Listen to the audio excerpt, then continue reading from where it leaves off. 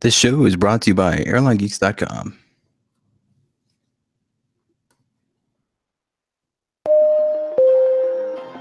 American 1027 is on the visual. American 1027 on the tower, wind 250 at 17, gust 23, flying an Airbus 3 mile final, runway 18 right, clear to land. Clear to land 18 right, American 1027.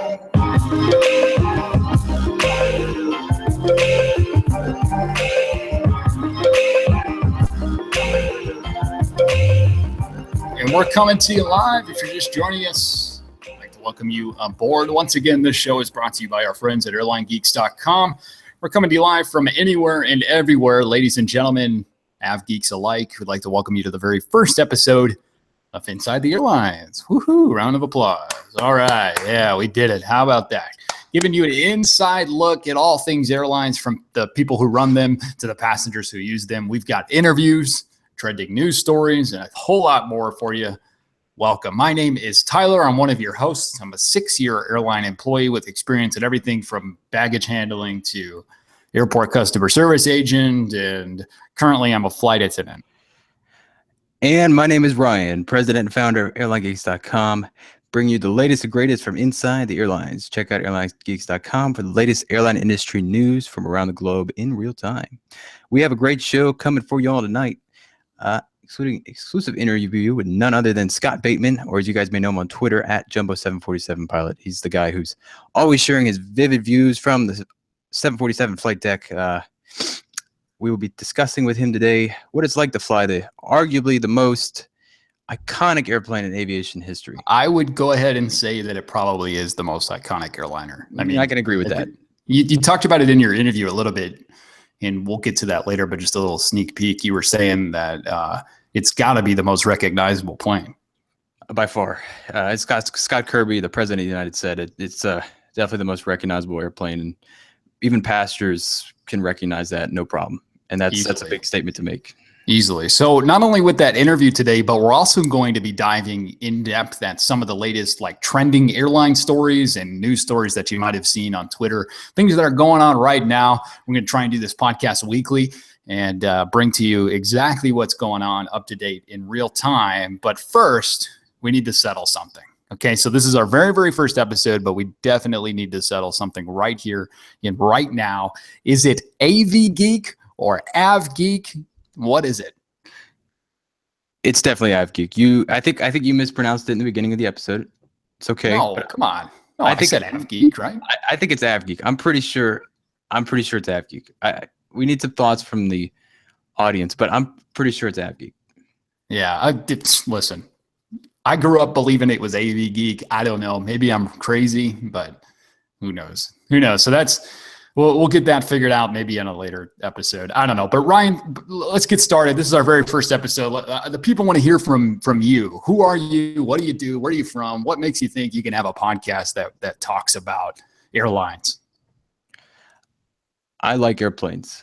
Oh, really? That's yeah. I don't know if that was obvious. But I started Airline Geeks in 2013 and kind of always been around airplanes my whole life. And this is what is Airline Geeks? Well, we share everything: airline news, exclusive stories, photos, content, everything you can think of. Just a group of fun-loving aviation people who happen to like writing too. So, I absolutely love it, and I love this business, and it's in my blood, and you can't beat it. Nothing better than waking up to the smell of jet fuel. Oh, trust me, I believe that. That is the best. I always grew up. So a little background on me. Like I said before, my name is Tyler. I've been in the airline industry for about 6 years now, but I'm actually a second generational employee of the airline that I work at. My dad grew up working for the airlines. He started on the ramp loading bags and doing all that kind of fun stuff. And now he's actually still with the airline, and we work at the airline together. He's obviously in a different department, but he works, he's the de-icing coordinator for O'Hare. So he works in Chicago. And right now I'm a flight attendant and things like that. But I grew up with the airlines. I grew up non-revving and anything that had to do. I always told my parents that my favorite smells were jet fuel and orange juice. And I don't know why orange juice, but I think it was like when my dad would take me on trips, like in the mornings, early mornings, because if you've ever been an airline employee, when you're flying standby or non-revenue, you have to show up early, and you got to try for the first flight out to wherever you're going. Otherwise, it might be a rough day. So we would always get up super early to go wherever we were going. And I would always just smell that orange juice and that jet fuel in the morning. And there really just was no better smell. So the way that my airline worked was, by the time that I graduated high school, you had to either be enrolled in a college and be a dependent of the parent who worked at the airline to continue the flight benefits. And at the time, I was doing stuff where I was like, I don't want to go to college right away. And I knew I was going to lose my flight benefits. So I decided, hey, you know what? I'm going to go ahead and show you, Dad, and get my own flight benefits. So I went and got a part-time summer job loading bags for a regional airline up in Milwaukee, Wisconsin. Wisconsin is where I grew up, and started loading bags. And 6 years later, I'm a flight attendant, and I'm working at in the headquarters of my airline down in Texas. So I'm loving it, living the dream. Been through it all. At this point, I feel like I've loaded bags, I've checked people in, boarded their flights, tracked people's lost bags, gotten screamed at, yelled at, spit on, thrown up by babies, things like that. So living the dream of the airline world here in flight attendant land for now, and seeing where it takes me. That's awesome. Yeah, I've had my experience. I've had my ability to sort of intern with an airline before and shadow and various roles and other functions like that. And it's such a cool industry. It's so dynamic. There's never a day that's the same. It's not like, the people, there's plenty of office jobs in this business, don't get me wrong, but it's not, showing up to an office in the morning can kind of become redundant, in my opinion. And when you show up to a 5:30 a.m. flight or a 11:30 p.m. red eye, it's still the same. It's still something very unique, because you're going to be climbing into the air at 500 mile an hour, 30,000 feet in a metal tube, and it happens 24/7. It's an amazing feat. It's a human achievement that 100 years ago, well, probably more than 100 years ago now, people wouldn't even have thought of.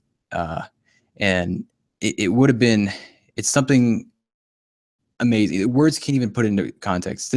This business, people think of it as public transportation often, unfortunately, but it is absolutely mesmerizing. No matter how long you worked in this business, the people, like, I don't know how many people in our audience know of Betty Nash, but she's one of the most senior flight attendants in the world.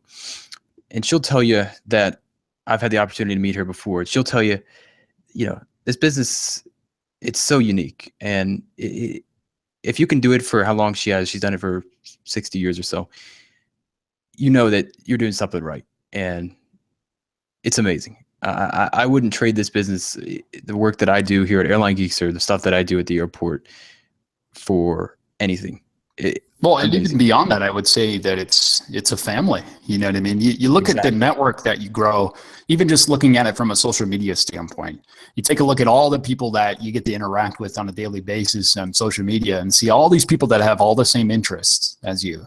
And it's just a family. Everybody's so nice to each other. I don't really believe, I'm sure there is, but it's hard to believe that there's any other industry where there's amount of people that come together in such a way where they have meetups and they hang out and they do things and they talk all about aviation and they do all those sorts of things, together. I really don't think there's any other airline industry industry, I should say, that's a career where people are so closely knit, even the people that aren't a part of it as a career, people that do other things for their day jobs, people that aren't old enough to be a part of this career, they're all just enthralled with it. And one aspect of that I wanted to bring up, Ryan, was a special guest that we have with us today. And it's not the person we were interviewing later, Scott, but it's another friend of ours and a friend of yours who happens to be a part of this online social community, who has a pretty large Instagram following, wouldn't you say? And I might add, Parker is, whoops, I just revealed his name. Oh well, he is one of our best writers at Airline Geeks. And Parker, man, he was one of the first to get an inside look at the American 787-9 cabin. I love Parker. Parker does a great job. He does some great stories, especially his most recent one on the Gulf region's aviation development. So yeah, this is Parker Davis. As you might know him on Instagram, Dallas Fort Worth Spotter. He is a true av geek and somebody who we really value on our team. So Parker will be discussing a little later about his latest story about the Gulf carriers and the whole aviation history in the Gulf region. It may seem kind of boring when you hear about it, but it's really cool. And it's definitely got a background. If you haven't read the story yet, it's on the website, airlinegeeks.com. You can Parker, find it there. can you give us a can you give us a updated Instagram followers count? Yeah. All right, sure. I think as of today, we're at 16.7 thousand, which wow. Yeah, when I started a couple years ago, I never would have thought it would have taken off like it has. I mean, no pun intended. That's amazing, man. So how did you get started with your Instagram? I mean, what was your first picture? Obviously, you do. For those of you who don't know what the spotting community is, so spotters are folks that take professional pictures of aircraft and airplanes, usually located in a stationary location or an airport, and they take pictures of that airport or of those airplanes and things like that. So I'm sure you can give a probably better definition than I just did, Parker. But how did you get started? Were you taking pictures with an iPhone or with a BlackBerry? How did you get started? So I'd taken a photography class back in the 7th grade, and I always loved it. And then I would go onto Instagram and see all these amazing pictures that other people took, and think maybe I could try to emulate that. I went out to DFW one day with my iPhone, took a couple pretty bad photos, honestly, but I haven't stopped taking photos since, and a few people seem to enjoy them, so I just keep posting them for them. That's awesome, man. Parker, again, is also one of our photo contributors too, and he does a great job. And we'll hear. Cool. Yeah, if you're not following Parker, go ahead and follow him right now. It's Dallas Fort Worth, all spelled out, Spotter. So Dallas Fort Worth Spotter on Instagram, and definitely go check out his picture. So Parker is going to join us now we're going to dive into some of the things that are trending right now, especially in the airline world. We're going to dive into some of these stories. And our first story today has been one that's been all over the place because it's really hard for people to believe. But this one is about the king of the Netherlands, who reveals that he's got a day job, and not just any day job. This dude is flying around Fokkers and for KLM. So Ryan, if you want to give us a little insight of what's going on with this story. But first, let me ask the question. Another debate question here. Is it Fokker or is it Fokker? I say Fokker. All right. Well, I'll go with Fokker because that's always the way I've known it. Like Meet the Fokkers, that show. But we'll see where it goes. All right. So here we go. World leader and aviator, King of the Netherlands reveals secret gig as an airline pilot for KLM. In an interview with Dutch newspaper De Telegraaf, King Willem-Alexander revealed that he has secretly been flying as a KLM pilot twice a month for 20 years. Wow. Flying KLM's fleet of Fokker 70 aircraft, Fokker, the 50-year-old Dutch king considers flying as a hobby and states that it lets him leave his royal duties on the ground and focus on something completely different. He was quoted as saying, "You have an aircraft, passengers, and crew. You have a responsibility for them," the king added. "You can't take your problems from the ground into the skies." That is so true. "You can completely disengage and concentrate on something else. That, for me, is the most relaxing part of flying." In his role as a guest pilot, the king serves as a co-pilot or first officer, meaning that he did not have to give up his name during passenger announcements.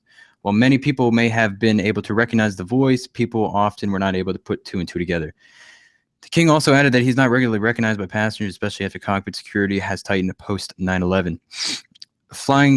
Prior to flying with KLM, the king had spent time with the Royal Netherlands Air Force and flew with Dutch cargo airline Martin.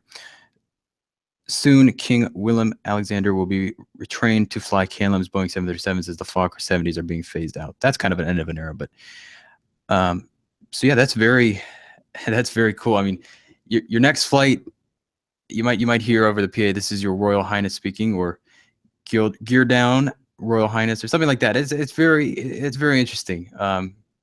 I mean, can you imagine? I mean, there are plenty of other world leaders you could have at the controls. Some would be better than others, I suppose. But yeah, Tyler, I don't know. It's a pretty big deal, actually. You can think about it. I mean, you got a guy who's got a full-time gig. Okay, That's a king. It's not just some random guy flying around. I mean, this guy's the full-time gig king of the entire Netherlands, and he's flying around doing an airline pilot job. I mean, when I first read this, I'm like, dude, this is sweet. A lot of people are like, "Yeah, I don't care. It is what it is." I don't know. I thought it was kind of cool. I mean, listen, when you can be king and fly planes, I mean, I think that's a pretty good gig he's got going. He's probably getting is he married? He's probably getting all the ladies at this point. I believe he is married, actually. Either way, that's pretty sweet, dude. I mean, the fact that, like Parker said, he's king and he's flying airplanes. It's kind of awesome. Yeah, I mean that's a heck of a gig. I don't know if you guys have ever seen the video. It's probably somewhere out there of Kim Jong-un trying to fly a airplane. The fake video. But was that a simulator or was that a fake? It might have been a little bit of both. I'm not gonna answer because I don't really know the answer to that. But okay. yeah, definitely a different situation there. The dude, he was like, I think I saw like a clip of it or something. He was like banking the airplane like way past its bank angle. That was great. That was classic. Good stuff. And we do have some breaking news. What's going on here? Breaking news from Twitter. We were looking at this before. This was just a little bit before we went on the air.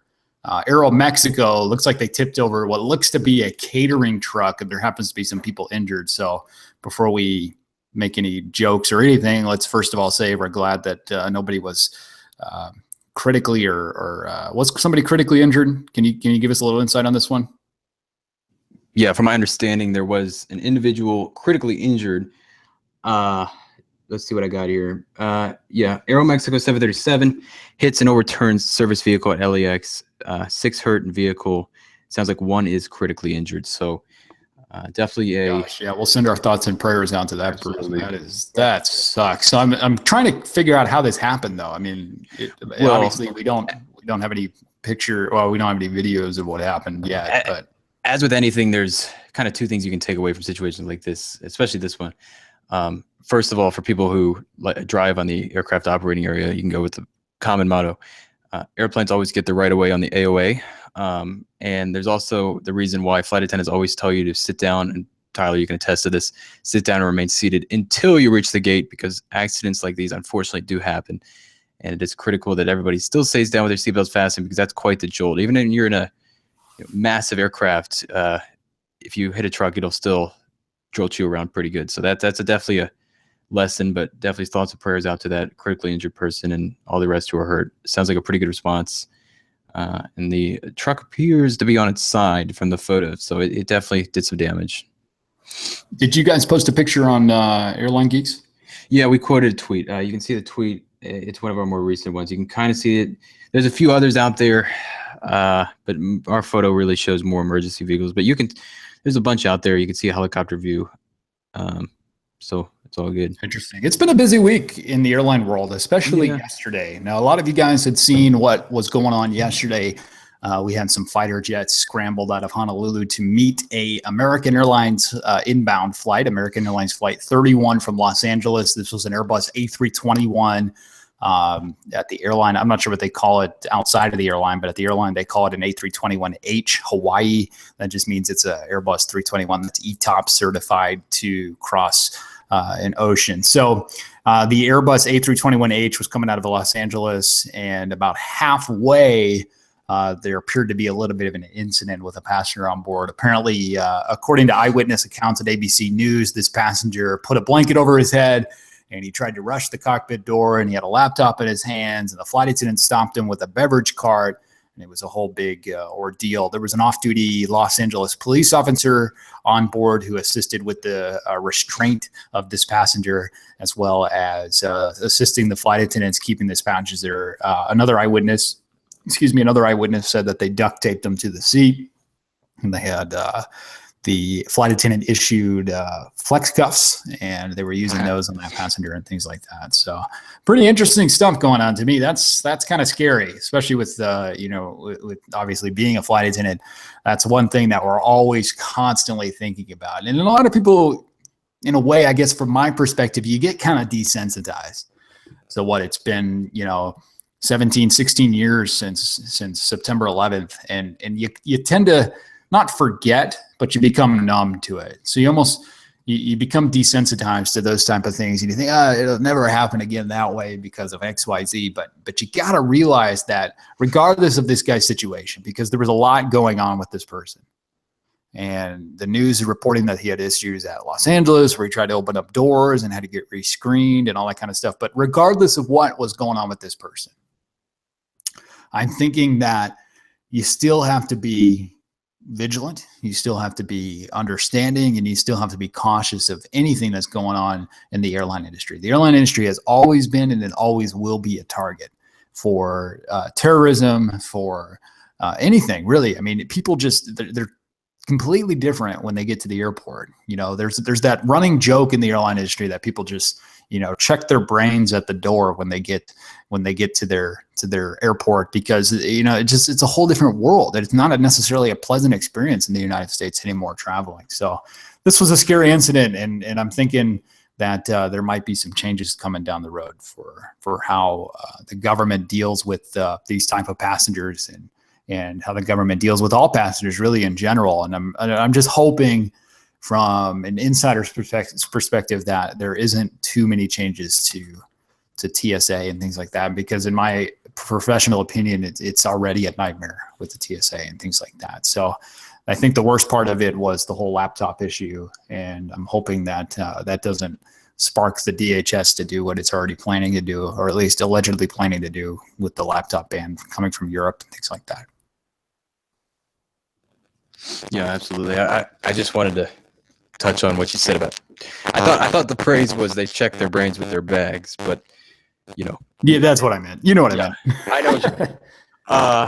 But it's definitely a very interesting situation, especially given that he did breach according to reports, did breach a door at LAX earlier in the day, where I think it sounded like LAX PD proved that he was intoxicated or something. Well, he wasn't drunk enough not to fly, or something like that.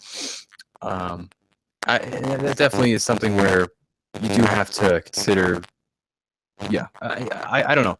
I feel like that situation, though, getting met by the fighter jets and everything, is definitely a big deal. And it's a huge deal. I mean, you think about it. Like, when was the last time an American, not the airline, but just in general, an American airliner was intercepted by a fighter jet? I mean, when was the last time that happened that we know of? Yeah, the key word there is that we know of. I mean, I wonder how many of these make it out. But, it's huge, though. It's a huge deal. I mean, it's scary stuff. I'm glad that everybody's okay. American Airlines reported that the flight attendants are safe, and once they landed, everything was sorted out. So I'm glad that turned out great. Let's keep an eye on our government here in the U.S. and see how they how this plays out in the future, at least. So we'll see how all that goes. Yeah. So we talked about our friend Parker here before, Mr. Dallas Fort Worth spotter. We're glad you're with us again today. But what we'd like to do is talk a little bit about an article that you wrote for airlinegeeks.com and ask you a couple questions on that and get a little in depth with that. Ryan, how do we want to do this?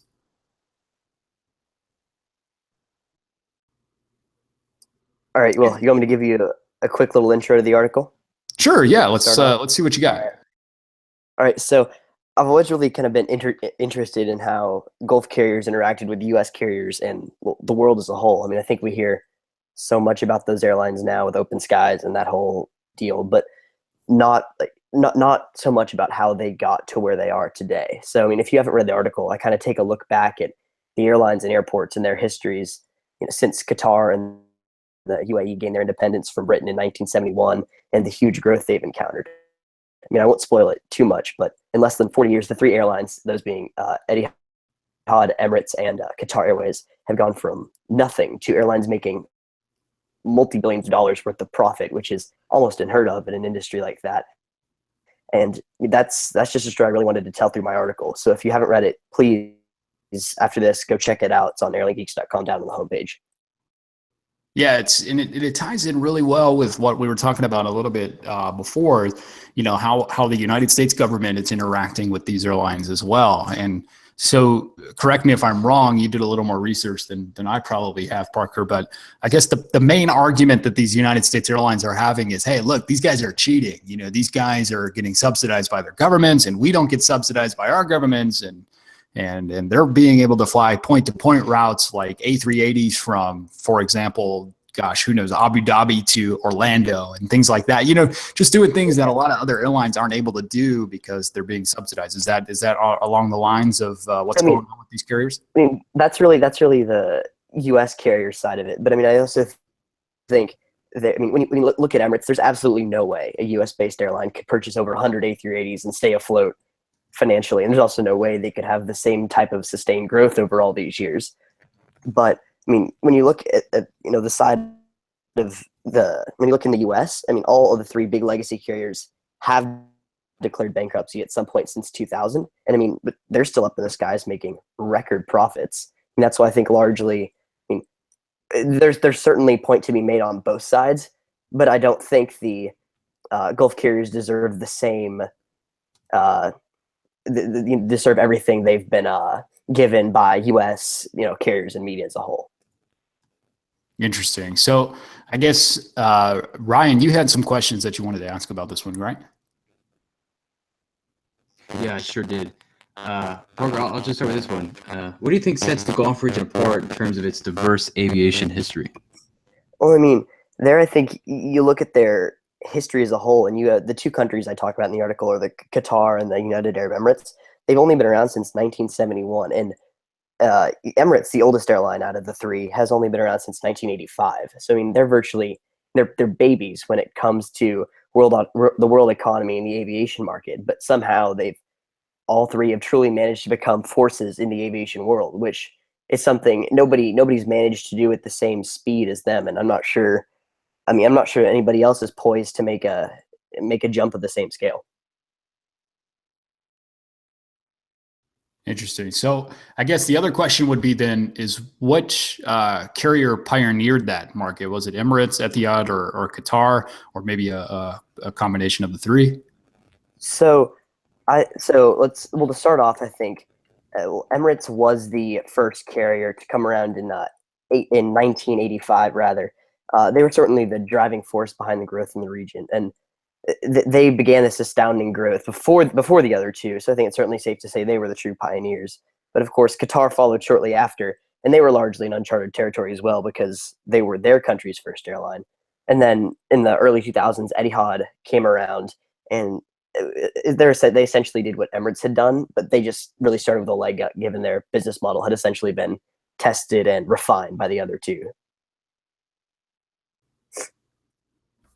Interesting. So we go back and we think about, how you said Emirates mostly started all of this. I mean, give us some background on those like statistics that you were observing that supported that idea. You know, for example, how many aviation projects are taking place in the region, and what gave Emirates the leg up, I guess, is another question. What gave Emirates the leg up on these other guys?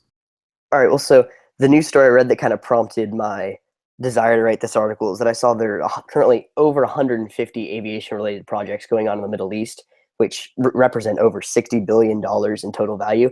And of course, that doesn't even begin to account for assets the big three carriers currently have or planes they have on order, which reaches well into the billions of dollars as well.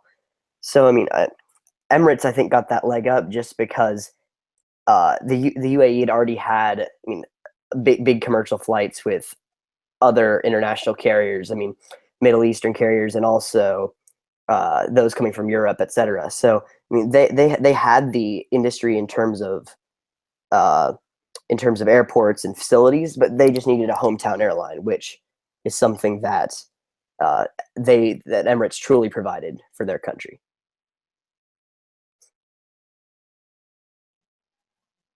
That's awesome, Parker. I really enjoyed reading it. I do have another question though for you.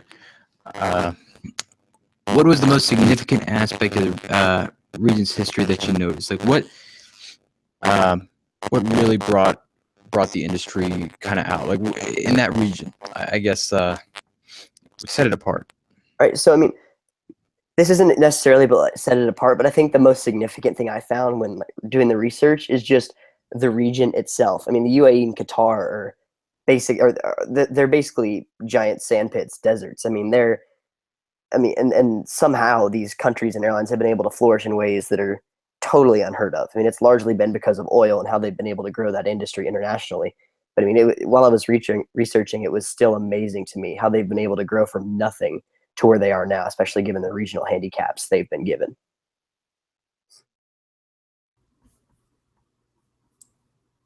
So what about these, what about U.S. airlines, I guess? How are they playing into all of this? And I know we talked a little bit about the argument that's going back and forth, but I mean, what does the future hold? I mean, what about U.S. airlines returning to that region? I mean, what's keeping them from doing that?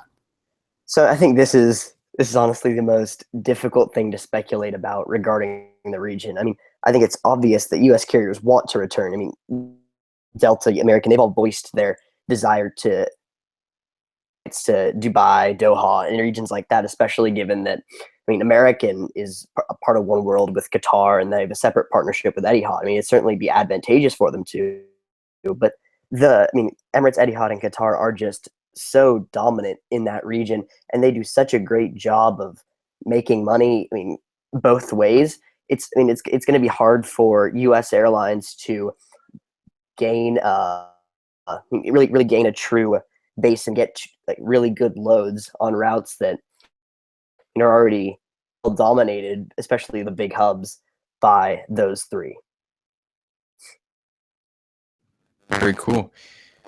Well, Parker, we do appreciate you coming on to discuss. Yeah, thanks for having me. Yeah, to discuss that story. It was really an interesting read. And again, you can read it online on the airlinegeeks.com website. Head down. It should be on the homepage somewhere. You should be able to find it. It's got a Qatar A350, a beautiful shot as the header featured image. So that's all good. Go ahead and turn it over to Tyler now. Yeah, absolutely. Thanks again, Parker. Really appreciate that, buddy. It's really interesting to find out, giving both sides of the story, especially being in the US here and being an airline employee myself, you really only hear the one side, which is they're all bad and we're all good and they're taking jobs and there's nothing else we can do, So it's interesting to hear both sides of the story and get the big picture and see, what the future holds for the Gulf carriers and for the United States carriers in general. So I really appreciate that research that you did, and I really appreciate that story. Again, like Ryan mentioned, airlinegeeks.com to read more about that. So before we get going with the moment you've all been waiting for, the interview with the Jumbo 747 pilot, Mr. Scott Bateman, as you might know him on Twitter. Ryan did a great interview with him. We just want to thank you all for tuning into this very first, very rough demo episode of Inside the Airlines. Pilot episode, no pun intended. Pilot episode, yes, no pun intended. Well, actually, pun is intended. This is the pilot episode of Inside the Airlines, Season 1, Episode 1. We'll be back next week with a little more and maybe another interview for you. And we thank you again, once again, for tuning in.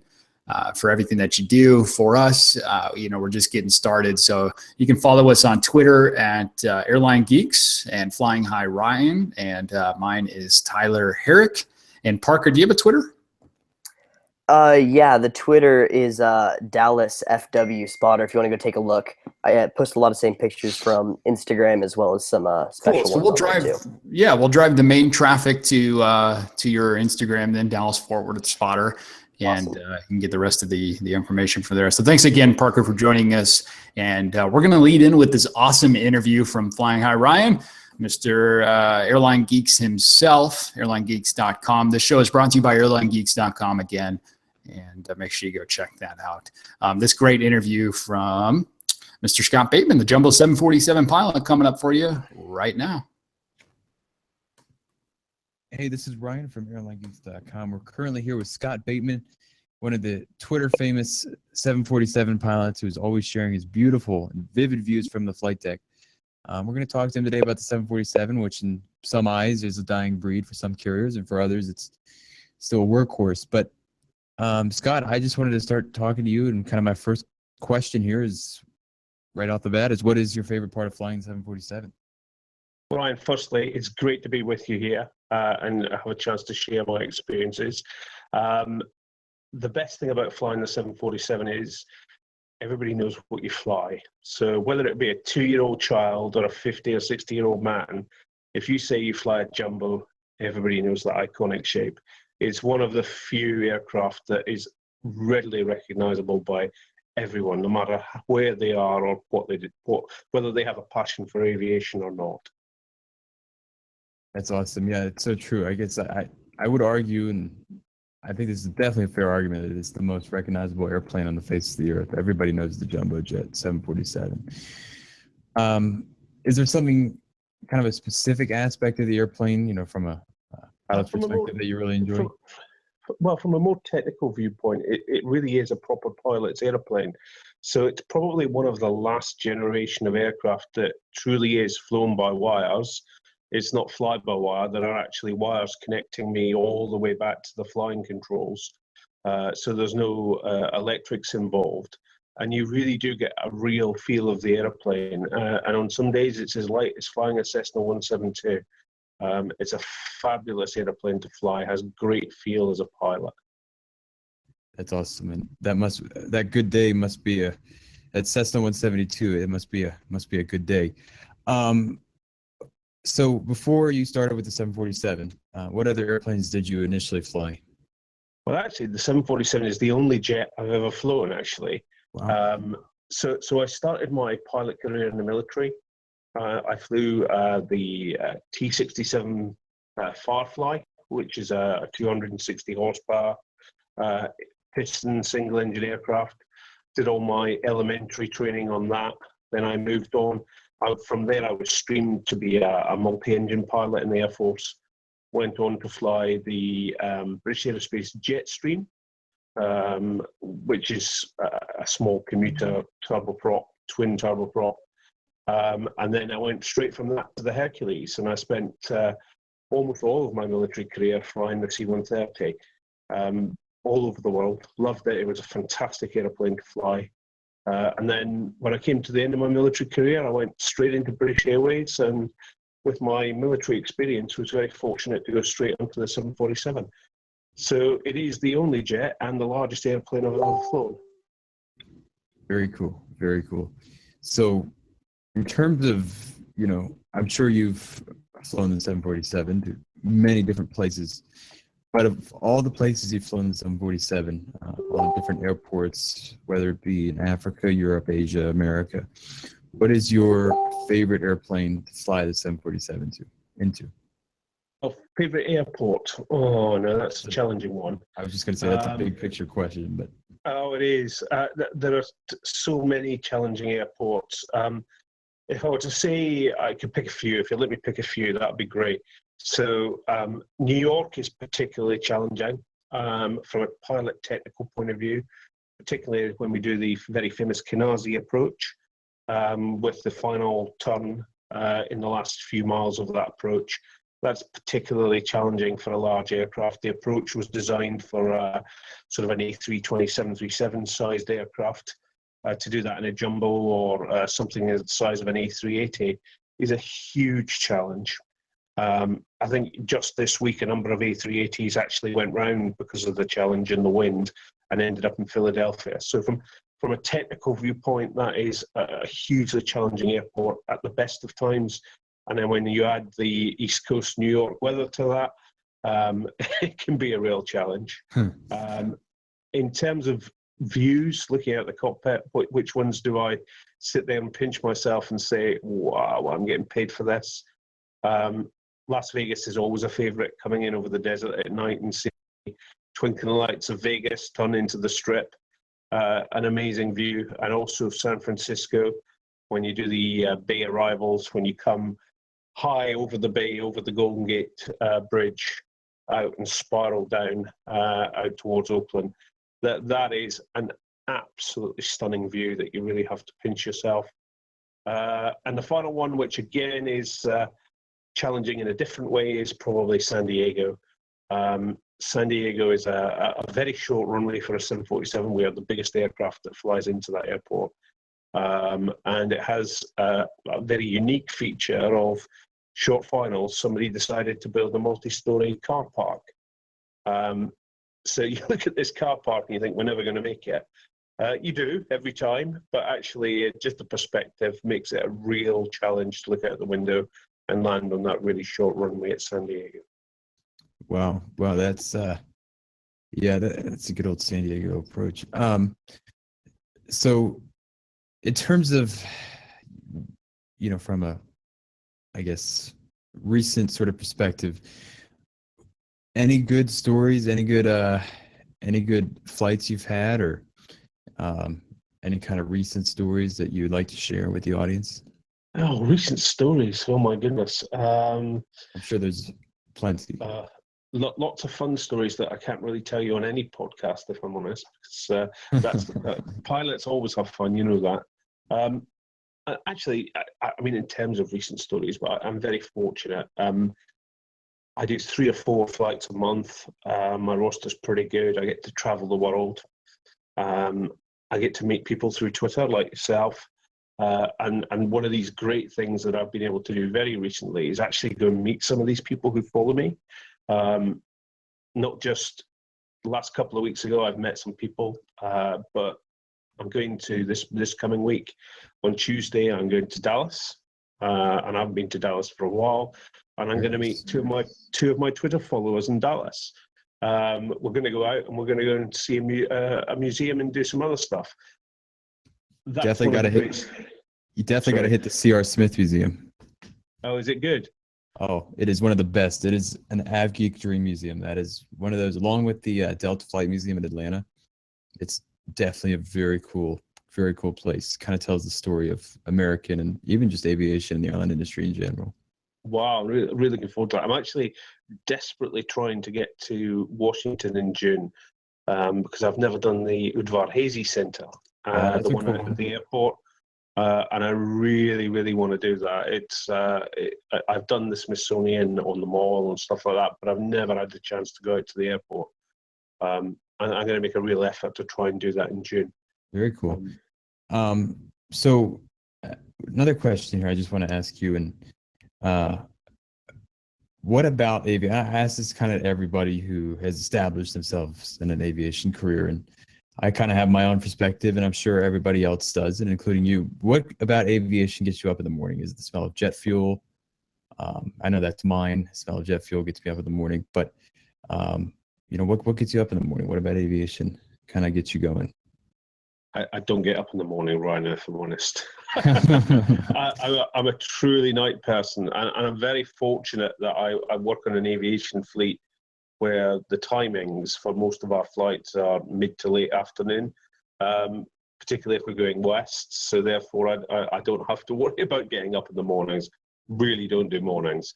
But what gets me up in the morning? Well, I love flying planes, really. I've loved them since I was probably 6 or 7 years old. I never tire of flying aircraft. I sometimes tire of aluminium tube, but the opportunity that it affords me to go and travel and see the world, meet people, I'm truly blessed, actually, truly blessed. And that's what gets me up in the morning. Don't tell the wife, but I do skip down the stairs sometimes when I'm off to work, and start whistling. And but people say, "Oh, happy to go to work." Oh, no, work's terrible. It's really bad. But actually, in reality, I have a dream job, really. Flying long haul for the company I fly for is just fantastic, and to be able to fly the icon that is the Jumbo, and as you say, it's probably not long for this planet, certainly as a passenger aircraft now, to be able to have done, and I'm just coming into my 10th year on the 747 now. Wow. It's fantastic. So have you had any interest in moving up to, the 380 or? Well, Moving you around will a little probably, bit. you probably know we did a visit recently. I was the only Boeing pilot invited to the Airbus factory in Toulouse, to do a visit with a number of Airbus pilots who were desperately trying to convert me. I've seen the 380. It is a wonderful aircraft. It serves a fantastic purpose, and that purpose is, it's great where there are airfields with limited slot numbers where you want to increase capacity. It's a fantastic aircraft for that. However, it's really ugly. And I love the aesthetics of the Jumbo, and I don't think I would move from the Jumbo to the 380. And particularly with the airline that I work for, we only have 12 of those, and it has a very limited route network. So you really have to like those destinations if you're going to go to that fleet, because you're going to be there for a long time. So maybe 5, 6 years as a minimum on that fleet. And I don't particularly like the destinations. So for me, that would be a bad move. Really, I think if we were to look at other aircraft we've got or coming, the 787, the new 777X or the A350, well, all of those aircraft for me are fantastic. The A350-1000, I had a fantastic opportunity to go in that just a couple of weeks ago. It is an amazing aircraft. If I were to be tempted across to the dark side of Airbus, that would probably be the aircraft for me. Awesome. That's good. I guess a sign of the times. You shared with me the other day, kind of in Europe, you know more obviously about that because I've been long covering the Delta and United fleet, 747 fleet, where there's only, I think I counted the other day as of yesterday, which was May 5th, a Friday. There was only about 25 747s combined left in the Delta and United fleet. Now, I don't know much about the whole European operations, but, between Lufthansa, KLM, and, British Airways, do you think they'll be keeping their 747s much longer as they see Delta and United dump them? It's a difficult question to answer, really. It's all about economics, isn't it? Right. So if we look at the airline economics of this, they arguably have a much more diversified route network too. I mean, they do. South Africa and stuff. Yeah, they do. But if we look at, let's take British Airways as an example. So British Airways owns the majority of its 747s. So there are no leasing costs on those aircraft now because they've been around for probably anywhere between 25 and 30 years, some of the aircraft. So in terms of an asset, they're owned, so they're sweating the asset pretty hard at the moment.